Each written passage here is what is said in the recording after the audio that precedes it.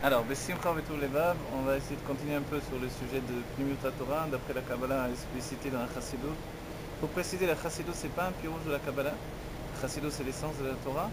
Mais la Chassidut nous donne de comprendre les choses d'un tel niveau d'approfondissement qu'elles sont proches de nous. Il y a une image où on dit que la Chassidut, elle vient allumer la lumière, c'est tout. Mais allumer la lumière, ça permet de voir les choses. Il faut préciser également, dans les écrits de Rabbi Chaim Vital, tels qu'ils ont été édités tout au moins, alors on ne parlera pas de nombreuses choses qui sont au-delà du Tzimtzum, au-delà donc de la contraction qui va donner la naissance des mondes. Et on a déjà étudié que le Tzimtzum, on peut considérer également que c'est le Chalal HaPanui, l'endroit où les mondes se tiennent, ça s'appelle le Tzimtzum. C'est bien que la notion avant le Tzimtzum et après le Tzimtzum, elle n'est pas forcément dans une notion de temps, mais dans une notion d'espace. Donc avant le Tzimtzum devient avant le Chalal HaPanui, avant l'endroit qui est l'endroit où se tiennent tous les mondes, comme on dira avant l'endroit, avant le ventre d'une mère ou à l'intérieur du ventre d'une mère. L'enfant, il a une conscience avant et après. Alors les mondes se tiennent comme ça à l'intérieur. De la même façon, de cette manière-là, le cordon ombilical, il est comme le Kav Ein Sof, et comme la ligne de lumière qui va vitaliser l'intérieur. Alors c'est comme ça. Le dessin, En Chadash Mitachat Hashemesh, tout ce qu'il y a dans la Kabbalah, ça se retrouve dans la vie. C'est bien que pour connaître toute chose, que ce soit le couple, que ce soit l'éducation, que ce soit n'importe quoi, on peut très bien l'étudier dans la Kabbalah et ensuite le retransmettre dans notre vie parce que le système il est exactement le même. Une tige d'une pomme avec la pomme, c'est le cas Sof avec le Chalal HaPanui à nouveau et tous les niveaux. On verra, puisque le Harizal nous dit prenez un oignon, coupez-le en deux, vous verrez qu'il y a des igoulim à l'intérieur, il y a des cercles les uns à l'intérieur des autres, et c'est les mondes divins qui sont faits de cette manière-là. Alors, avant d'arriver au Chalal HaPanui, on a dit que le chidouche même de la Chassidut, c'est que avant le Chalal HaPanui, il y a un endroit où il n'y a pas de kelim, un endroit spirituel, il n'y a pas de réceptacle. Et étant donné qu'il n'y a pas de réceptacle, les écrits de Rabbi Chaim Vital n'en parlent pas. Et la Chassidut, elle va se donner à cœur joie de parler de tout ça en long, en large et en travers. Voilà. Dans les écrits du Ramak, il n'y a pas de problème de parler de ça non plus, puisque on est avant l'ordonnance du Harizal et d'autres Mekoubalim comme le Mek Ameler, etc. Alors, qu'est-ce qu'on veut dire? On veut dire qu'avant le Chalal HaPanui, il y a un état qui s'appelle la naissance de la volonté. Et avant la naissance de la volonté, il y a ce qui précède la naissance de la volonté. La volonté, qu'est-ce que c'est? Vouloir quelque chose, c'est posséder une chose. Posséder la chose en soi, et puis lui donner de naître à partir de soi. Et faire une proximité entre la chose et soi, c'est la vouloir auparavant. Tant que je ne veux pas la chose, je n'ai pas de lien direct avec la chose. Lorsque je désire une chose, alors la chose est en moi dans un premier temps. Et ensuite, moi je suis lié à la chose. La volonté se saisit de la chose, elle l'entoure, aussi bien qu'elle introduit au-dedans de soi. Et ça, ces deux niveaux-là, c'est basé sur le fait qu'il faut se préparer à une chose. Ce qui précède la volonté, c'est le plaisir. Et l'état du plaisir, c'est un plaisir qui peut être un plaisir de par lui-même. Dans l'âme, nous possédons avant tout un plaisir qui est totalement déconnecté de la volonté, qui va naître de ce plaisir. Si bien qu'il peut même y avoir un plaisir qui ne donne pas naissance à une volonté. Un plaisir de par lui-même.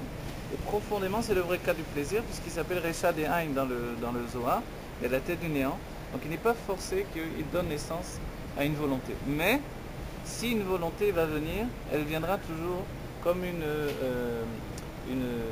finalité du désir qui existait auparavant. Si bien que dans le divin, avant qu'il y ait les mondes, tous les mondes dans le Chalal HaPanui, dans l'endroit vide qui leur a été fourni pour grandir, exister, alors il y a un état qui précède, qui est le désir de Dieu, qu'il lui soit fait une maison ici-bas.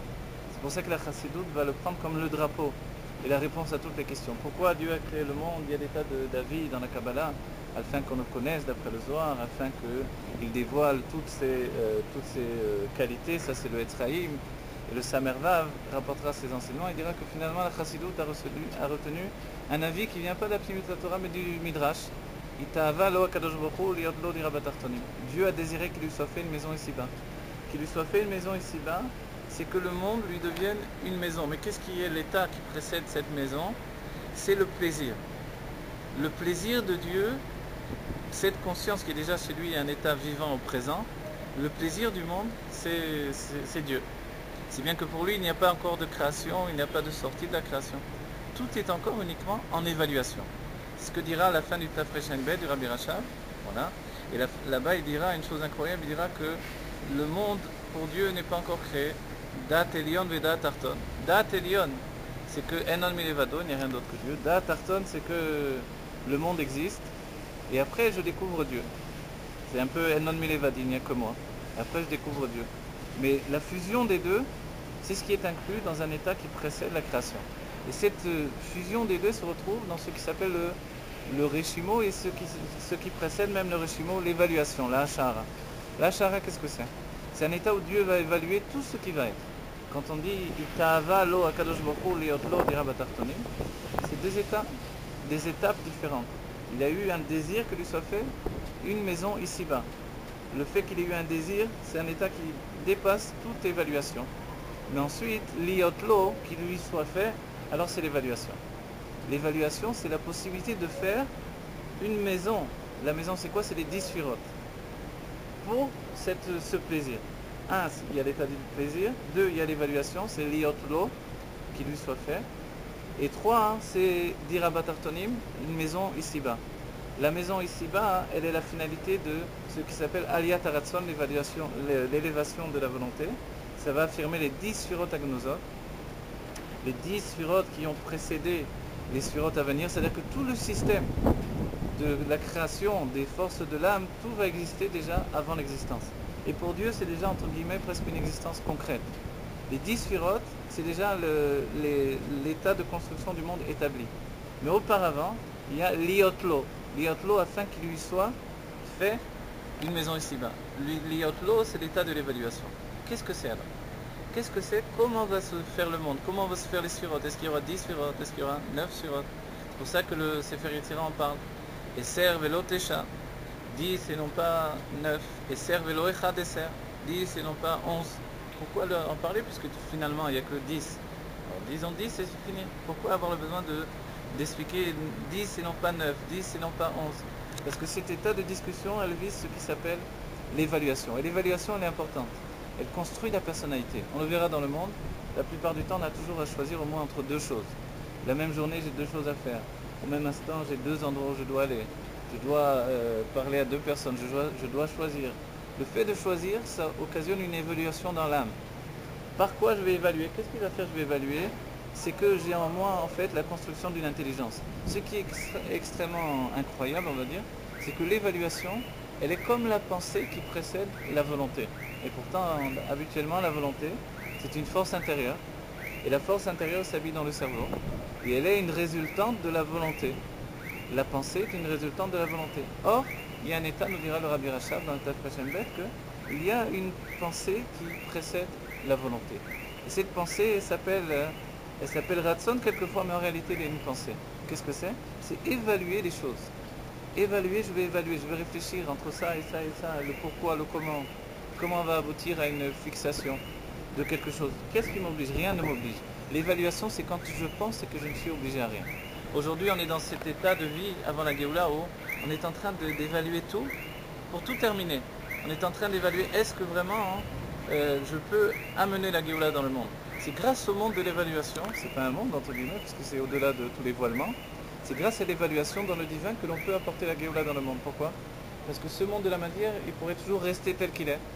Mais le transformer d'un instant à l'autre, faire qu'il y ait tout à coup un changement total dans le Maaseh Bereshit, ou alors même dans le monde où Olam Keminago Noeg, dans le monde où tout va d'après le monde, d'après les habitudes du monde, transformer la pensée de l'homme qui devient tout à coup une pensée de Géoula, ça c'est possible grâce à l'évaluation. C'est-à-dire où nous allons porter la Géoula, chacun d'entre nous, où est-ce que je dois aller? Au moins dans la pensée, vers quoi je dois tendre? Vers le monde de l'évaluation qui précède le Chalal HaPanoui, où Dieu là-bas pense à tout, à chaque instant, toutes les possibilités infinies.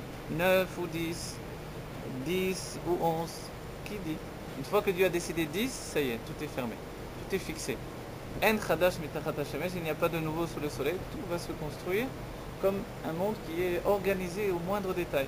Mais auparavant, tout est possible. Et c'est pour ça, on a déjà cité que le Baal Shem Tov dirait à ses élèves, prenez des bougies de neige et on va faire des bougies. Et ça marche. Il peut marcher sur l'eau, il peut traverser les murs. Et pourquoi?